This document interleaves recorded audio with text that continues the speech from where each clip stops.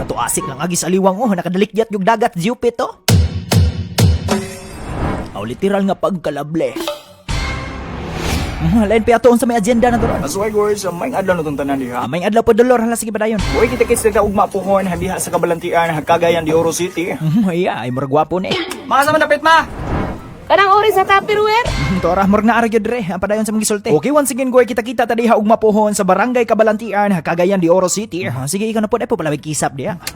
Amatik pohon, diha na butang kumbati. Nyakin sa may mga kauban mo dito po. Amatik oban na to diha silang Boy Banat, Jason Nick, ang Tanli TV. Tora tanaw na kumurtigaan mo nag-story ang alugbate. Ang gwapo pang lugbate. Ay pastilan dolor pong panimama diha nga puslan man naa na magid mi dire.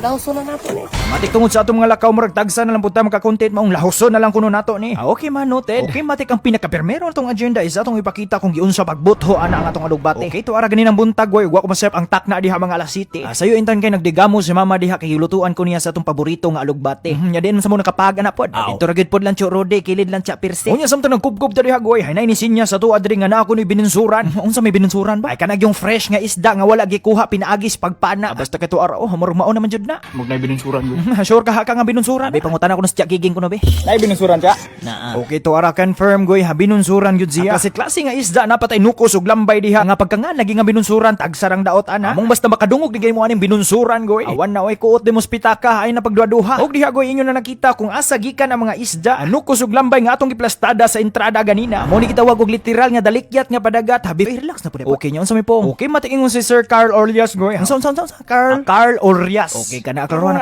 Okay, ug yung si Sir sa tuwagoy, nga kani kunong barangay Kabalantian, hasakop ko ni siya sa municipality of Mantikaw. Okay, hala sige padayon. Ay sa sige ak pod, wa pa kita mahumay. Ay padayon gani ay pastilan dolor nya unsa man. Unya mati kani pong gitawag natong municipality of Mantikaw na sakop ni siya sa province of Misamis Oriental. Ara ba? Tora margusla na kay mama diri. Pero sige padayon. Okay, nya yung si Sir Carl going hamuyong putag Misamis Oriental ayang kapitan. Unsa bay kapitan ba? Kapital. Ay kapital lagi na unsa chill na sa pude unsa naglalis naman hinuon. Balik kay para mahuman ata. Okay, mati kong balikon goy, ang kaning Mantikaw mo ni siya municipality ang province niya mo ni siya ang Misamis Oriental. Unya ang kapital sa Misamis Oriental isang Cagayan de Oro City. So matik na sakop ra gyapon siya sa Cagayan goy. Ato ara.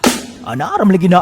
Matik bitaw goy ha comment lang mo diha og insakto ba na. Basta kay makita-kita ta diha og mapuhon. And speaking of kita goy, nakita po nyo ni mama dire nga murag gimingaw pag ni siya sa tuwa. Nakabantag ko nga sukad pagabot na ko gikan sa Masbate. Ha grabe kalambing ni mama sa tuwa dire. Honestly speaking goy, napay pinahunghong sa mama sa tuwa diha goy nga manta kuno mo tambay sa kudirig mga pila ka adlaw. Ay mao po ngani pag-abot na ko gikan sa Masbate mo kalit na lang po kuno kog lakaw. Unya after niya istorya sa ako ato goy, ako intaw siyang gigakos og ipasabot. Sabay ingon siya nga kani akong pagpaningkamot para po ni siya og kapapa og sa mga pangandoy nga gusto nilang makabot. Basta kay mauna na goy, hakumbati ta diha sa Kabalantian Mantikaw ug mapuhon. Basta istoryaan lang apup ho